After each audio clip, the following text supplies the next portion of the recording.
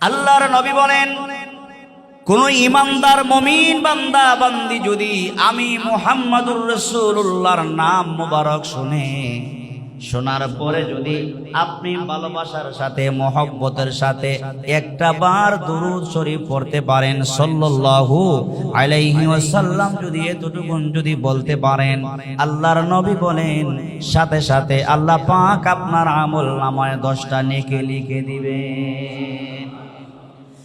আল্লাহ নবী বলেন উম্মত শুধু তাই না, একবার দুরুদের দ্বারা 10টা নেকি আল্লাহ উম্মতের আমলনামায় লিখে দেন। আমার আপনার আমলনামাতে গুনাহ আছে না নাই? গুনাহ আছে না নাই? না আপনারা ফেনী জেলার মানুষ, আপনাদের কোনো গুনাহ নাই? ফেনী জেলা বলেন আর সিলেট জেলা বলেন, প্রতিটা ইমানদার মুমিন বান্দার জীবনে আমলনামায় যথেষ্ট গুনাহ আছে না নাই? আল্লাহর হাবিব বলেন উম্মত তোমরা শোনো, একবার দুরুদের দ্বারা 10টা সব লিখা হয়, সাথে সাথে তোমার আমলনামা থেকে আল্লাহ পাক 10টা গুনাহকে মাফ করে দেন। সুবহানাল্লাহ। আমার ইমানদার ভাইয়েরা শুধু তাই না, শুধু দুরুদের ফজিলত যদি বলি, নবীর জীবনে তো অনেক দূরের কথা, শুধু দুরুদের ফজিলত যদি বলতে থাকে ফজর হয়ে যাবে, কিন্তু দুরুদের ফজিলত বলা শেষ করা সম্ভব না।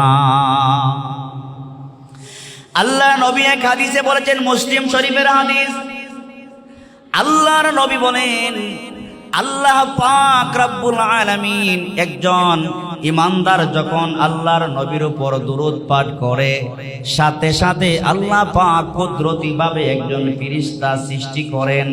নবী বলেন ফেরেশতা এত বড় হবে, এত লম্বা হবে, ফেরেশতার এক হাত দুনিয়ার পূর্ব দিকে, আরেক হাত দুনিয়ার পশ্চিম দিকে, ওই ফেরেশতার মাথা আল্লাহ পাকের আরশ পর্যন্ত, পা মোবারক জমিনের নিম্ন স্তর পর্যন্ত। একজন ইমানদার নবীর উপর যখন দুরূদ শরীফ পাঠ করে, আল্লাহ পাক ওই ফেরেশতাকে বলেন তুমি একটা পুকুরে, একটা নহরে তুমি গোসল করো। দুনিয়াতে এমন কোন সাগর নাই, ওই ফেরেশতা গোসল করবে। আল্লাহ পাক রব্বুল আলামিন কুদরতিভাবে একটা মহাসাগর বানায়া দেন। ফেরেশতা আল্লাহর হুকুমে ওই মহাসমুদ্রে গোসল করেন।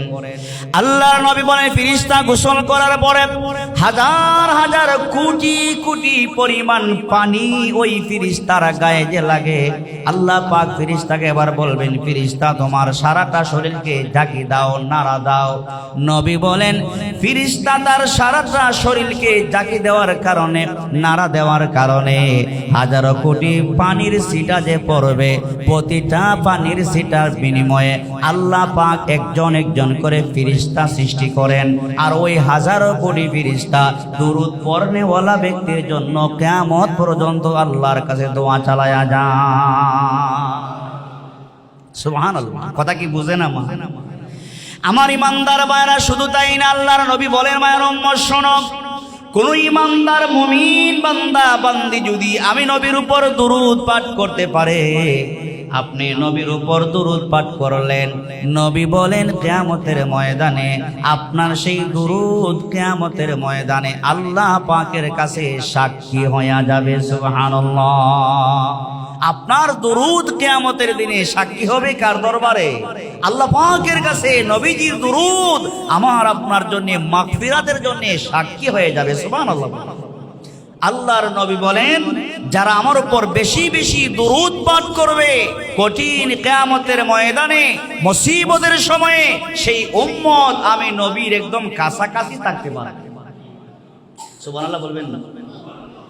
সাইয়েদনা হযরতে আবু হুরায়রা থেকে বর্ণিত, আল্লাহর নবী বলেন কোন ইমানদার যদি ফেনী জেলা থেকে এই মসজিদ থেকে রাসূলের উপর যদি দুরূদ পাঠ করে, আমরা যে দুরূদ পাঠ করি, আল্লাহ পাক রব্বুল আলামিন রহমতের ফেরেশতা রেডি করে রাখছেন, সৃষ্টি করে রাখছেন।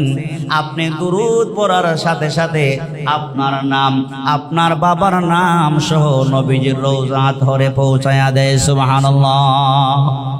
আল্লাহ নবী বলেন মায়ের উম্মত শোনো, কোন ইমানদার মুমিন বান্দা বান্দি যদি আমার রওজার পাশে আসে, মদিনায় যদি নবীজির রওজার পাশে যায়, রওজার সামনে দাঁড়াইয়া আপনি যদি বলেন আসসালাতু ওয়াসসালামু আলাইকা ইয়া রাসূলুল্লাহ ইয়া হাবিবাল্লাহ, আল্লাহর নবী বলেন আমার উম্মত যখন আমার রওজার সামনে দাঁড়ায় আমাকে সালাম প্রদান করে, আমি নবী আমার উম্মতের সেই সালাম নিজের কানে শুনতে পাই।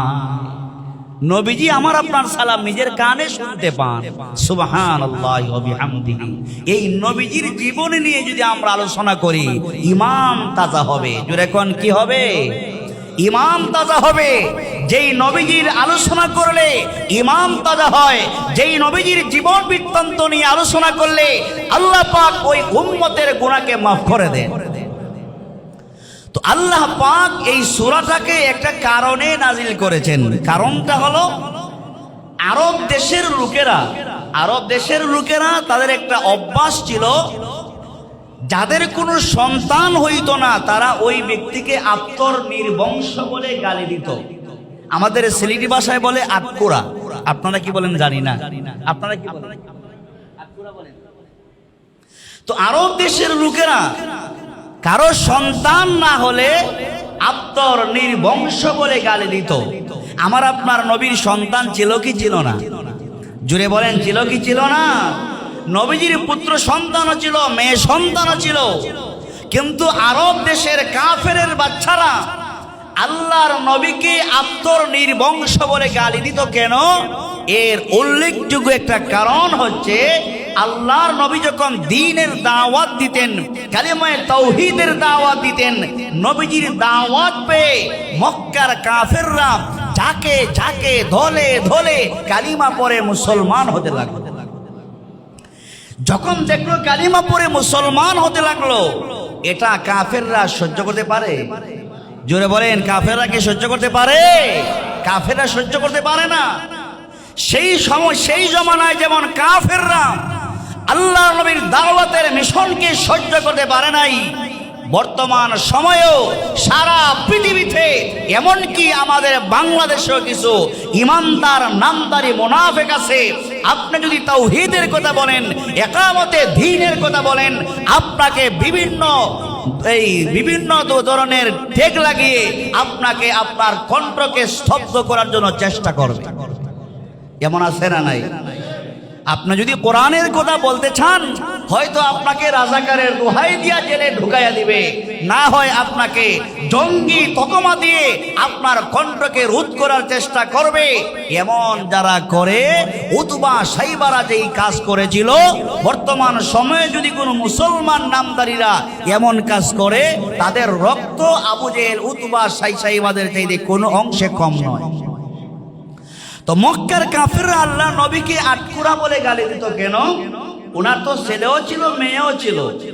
গালি দেওয়ার একমাত্র কারণ, আল্লাহর নবীর দাওয়াতের কারণে হাজার হাজার কাফেররা দলে দলে কালিমা পড়ে মুসলমান হতে লাগলো।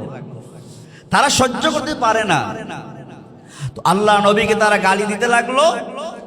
এমন সময় আল্লাহর নবীর সর্বশেষ কাসেম অথবা ইব্রাহিম নবীজির পুত্র সন্তান বালিগ হওয়ার আগেই যখন ইন্তেকাল হয়ে যায়, এখানে আপনারা যারা আছেন, কারো সন্তান যদি মারা যায় মনে ব্যথা লাগে কি লাগে না?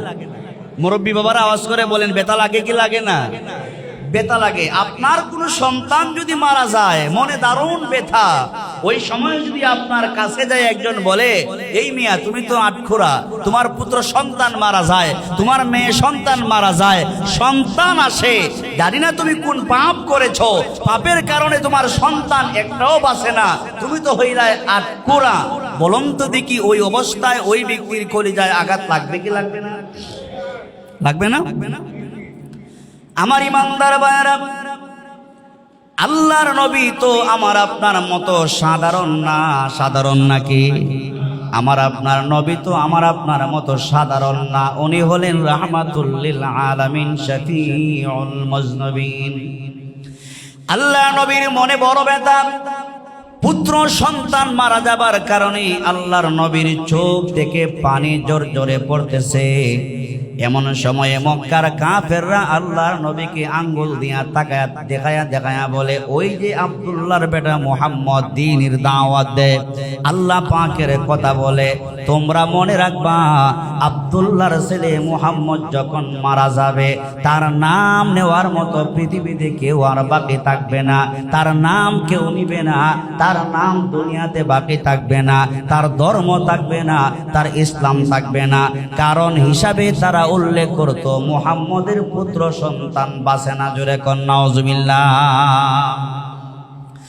আল্লাহ নবীকে এই আটকুরা বলে গালি দেওয়ার কারণে আল্লাহ পাক আল্লাহ নবীকে মক্কার কাফেররা গালি দিবে, এটা তো আল্লাহ পাক সহ্য করতে পারেন না, পারেন নাকি? মক্কার কাফেররা আটকুরা বলে গালি দেয়, আফতর নির্বংশ বলে গালি দেয়। আল্লাহর নবী সেজদায় পড়ে কান্দে, আল্লাহকে ডেকে বলে, আল্লাহ দ্বীনের দাওয়াত দেওয়ার জন্য তায়েফের ময়দানে রক্তাক্ত হইলাম, হে পরওয়ারদিগার আলম, দ্বীনের দাওয়াত দেওয়ার কারণে তায়েফের ময়দানে রক্তাক্ত হইলাম, দ্বীনের দাওয়াত দেওয়ার কারণে উহুদের ময়দানে দান শহীদ করলাম, দ্বীনের দাওয়াত দেওয়ার কারণে বদরের প্রান্তরে 14 জন তরতাজা সাহাবায়ে কেরাম নিজের জীবনটাকে কোরবান করেছে। হে পরওয়ারদিগার, আমি ইন্তেকাল করলে পরে আমার ধর্ম যদি না থাকে, আমার দ্বীন ও মিল্লাত যদি না থাকে, আমার নাম নেওয়ার মতো যদি কেউ না থাকে, এর চাইতে বড় কোনো আর দুঃখ হতে পারে না। আল্লাহ পাক জিবরিল আমিনকে বলেন, জিবরাইল, আমার বন্ধু রাহমাতুল লিল আলামিন কাঁদবে, আমি আল্লাহ সহ্য করতে পারি না। যাও রে জিবরাইল, যাও, আমার বন্ধুর সম্মান বৃদ্ধি করার জন্যে, আমার বন্ধুকে সান্ত্বনা দেওয়ার জন্যে, মক্কার কাফিরদেরকে দাঁত ভাঙ্গা জবাব দেওয়ার জন্যে আমি আল্লাহ একটা সূরা নাজিল করলাম, ইন্না আ'তাইনাকাল কাউসার ফাসল্লি লিরাব্বিকা ওয়ানহার ইন্না শানিআকা হুয়াল আবতার। আল্লাহ পাক রব্বুল আলামিন এই ছোট্ট একটি সূরা, মাত্র 3 আয়াত বিশিষ্ট একটি সূরা নাজিল করে তার বন্ধুকে জানায়া দিলেন, নবী আমার মক্কার কাফেরদের কথায়, আস ইবনে ওয়াইলের কথায়, কাব ইবনে আশরাফের কথায়, ইসলামের দুশমন আবু জেহেল, উতবা, সাইবাদের কথায় আপনার মন ঘাবড়াবেন না, আপনি বেজার হবেন না, আপনি টেনশন ফিল করবেন না। ওগো আমার নবী, মক্কার কাফিররা আপনাকে দেখায় বলে আপনার পুত্র সন্তান বাঁচে না, এই জন্যে আপনার নাম নেওয়ার মতো কেউ থাকবে না, আপনার পুত্র সন্তান বাঁচে না, এই জন্যে আপনার নাম পৃথিবীতে থাকবে না। না না নবী আমার, ওদের কথা ঠিক নয়, ওরা মিথ্যা কথা বলে। আমি আল্লাহ সূরা কাউসার নাজিল করে জানায়া দিলাম, বন্ধু আমার, আপনার পুত্র সন্তান না বাঁচলেও আমি আল্লাহ পাক আপনাকে কাউসার নামক নিয়ামত দিয়া দিলাম। সুবহানাল্লাহ। আল্লাহ সুবহানাহু ওয়া তাআলা তার নবীকে সান্ত্বনা দেওয়ার জন্য, ওই মক্কার দুষ্ট কাফেরদের দাঁত ভাঙ্গা জবাব দেওয়ার জন্য আল্লাহ জানিয়ে দিলেন, বন্ধু সেজদা থেকে মাথা উঠান, আপনার কাদার কোনো প্রয়োজন নাই, আপনার পুত্র সন্তান না বাঁচলেও আমি আল্লাহ আপনাকে এমন একটা নিয়ামত দিলাম, কাউসার নামক নিয়ামত দিলাম, আপনার এমন একটা নিয়ামত, যেই নিয়ামত পৃথিবীর আর কোনো নবী রাসূলকে আমি আল্লাহ দিই নাই।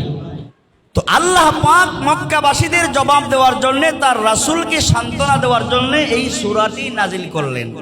এবার আসুন আমরা সূরার ভিতরে যাই। এই সূরা নাজিল করে আল্লাহ প্রথমে একটি শব্দ বলছেন, কয়টি? জুড়ে বলেন, কয়টি? নবী, আমি আপনাকে কাউসার নামক নিয়ামত দিলাম।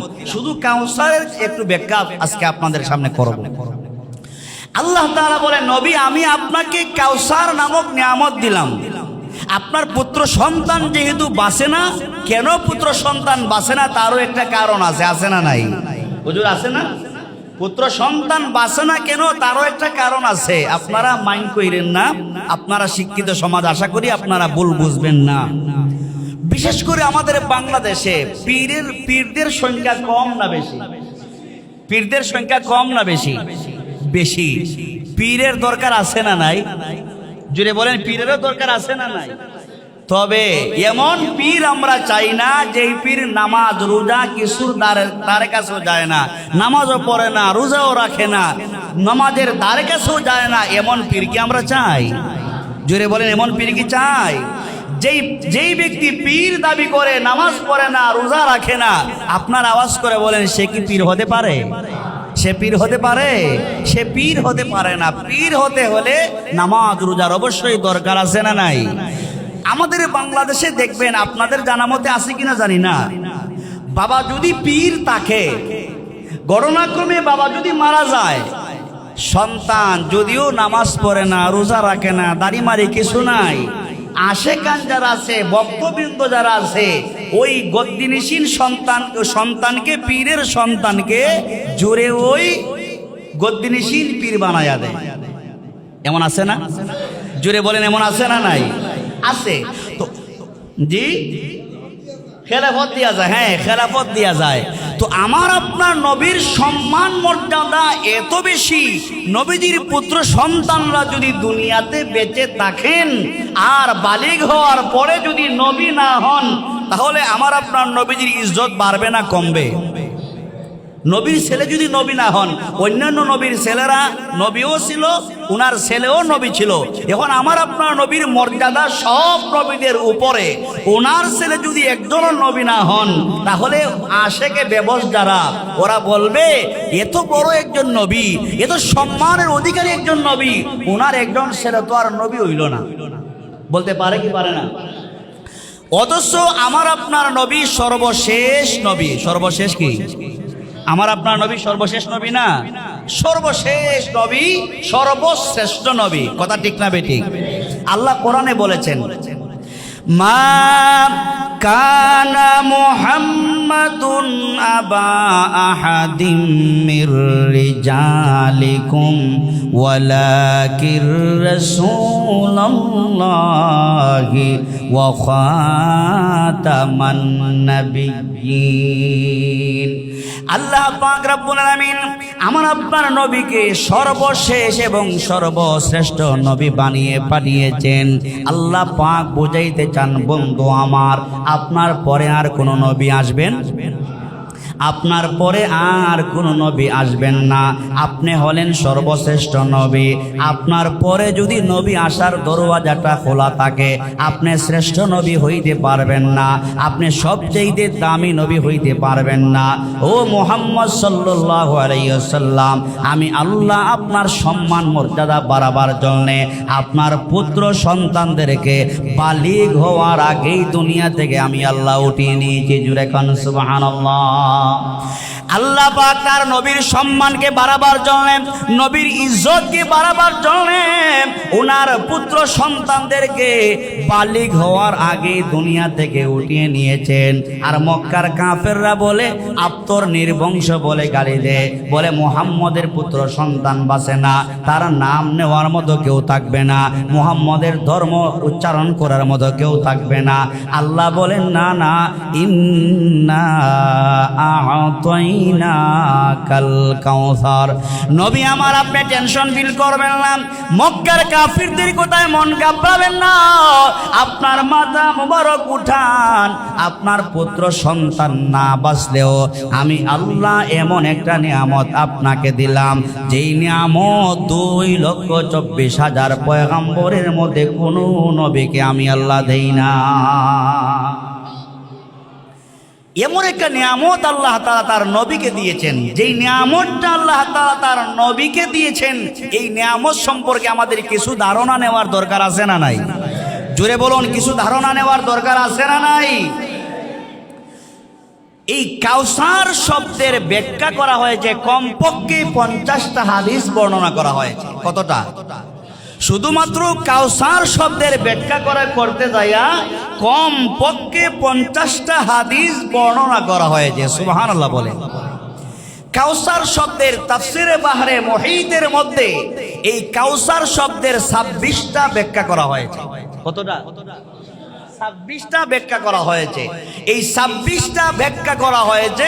যদি আপনারা ধৈর্যের সাথে বসতে পারেন, 26টা তরজমা যদি আমি বলা একটা একটা করে যদি বলা শুরু করি, আপনারা কি বসতে রাজি আছেন? জুড়ে বলেন, বসতে রাজি আছেন? দেখা যাবে আমি কয়টা বলতে পারি আর আপনারা কয়টা শুনতে পারেন, আজকে দেখা যাবে। বসবেন তো ইনশাল্লাহ? ফজর পর্যন্ত বসবেন তো? কাউসার শব্দের অর্থ কয়টা বললাম?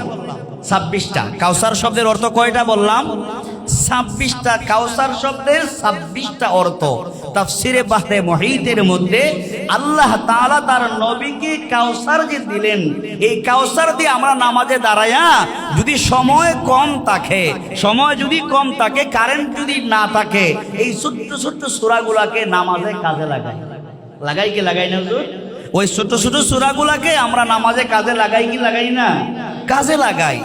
এই যে আল্লাহ তাআলা ছোট্ট একটি সূরা নাজিল করে তার নবীকে বললেন, আমি আল্লাহ আপনাকে কাউসার দিলাম, পুত্র সন্তান উঠায়া নিছেন, আর ওইদিকে বলেন আমি আল্লাহ আপনাকে কাউসার দিলাম, পুত্র সন্তান উঠায়া নিয়া কাউসার দিয়ে আল্লাহ কি বুঝাইতে চান, আমাদের নবীকে আল্লাহ কি সম্পদ দিলেন, কি নিয়ামত দিলেন, আমরা যারা নবীর উম্মত দাবি করি আমাদের বোঝার দরকার আছে না নাই? আমার আপনার বাবাকে যদি কেউ সম্মান করে, ইজ্জত করে, বাবার সম্মানে সন্তানের সম্মান বাড়ে না কমে? জুড়ে বলেন, বাড়ে না কমে? নবীর সম্মান যদি বাড়ে, আমরা যারা নবীর উম্মত হয়েছি আমাদের সম্মান বাড়বে না কমবে? বাড়বে, আমাদের সম্মান বাড়বে। আল্লাহ কোরআনেও বলেছেন, কুনতুম খায়রা উম্মাতিন উখরিজাত লিন-নাস তা'মুরুনা বিল মা'রুফি ওয়া তানহাউনা 'আনিল মুনকার ওয়া তু'মিনুনা বিল্লাহ। আল্লাহ পাক রব্বুল আলামিন কোরআনে হাকিমের মধ্যে আমরা যারা মুহাম্মদুর রাসূলুল্লাহর উম্মত হতে পেরেছি, আমাদের সম্মান মর্যাদা, আমাদের কোয়ালিটি আল্লাহ বর্ণনা করেছেন। কুনতুম খায়রা উম্মাহ, আমি আল্লাহ পাক মুহাম্মদুর রাসূলুল্লাহর উম্মতদেরকে শ্রেষ্ঠ উম্মত নির্ধারণ করে দিয়েছি। সুবহানাল্লাহ।